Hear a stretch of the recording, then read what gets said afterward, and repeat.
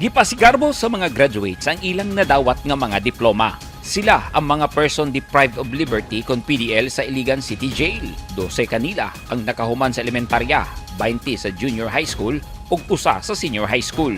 Ang seremonya gitambungan sa mga opisyal sa jail nga gipanguluhan ni Jail Inspector Mary Rose Pacana, Dr. Avimar Gonzaga, ang ALS focal persons sa Iligan City Schools Division o GCI Carlo Obrique. Ang alternative learning system sa Department of Education nga gidala sa sulod sa jail sa Iligan kabahin lamang sa lapad nga programa alang sa mga PDL nga gisigurong adunay matun-an ang mga naa sa pasilidad sama sa vocational courses nga gilangkuban sa basic house wiring, computer literacy ug English proficiency nga partner ang MSU IIT ug BGMP. Gilaraw na sab karon ang pagdugang og kurso sama sa pagluto, cosmetology, paghimo og tote bag, canvas, printing, welding, computer-aided drafting, sketching ug Photoshop. Ang programa naglaraw nga adunay matun-an ang mga PDL nga iniggawas nila sa pasilidad, dili na sila maglisod sa pagpangita o panginabuhian.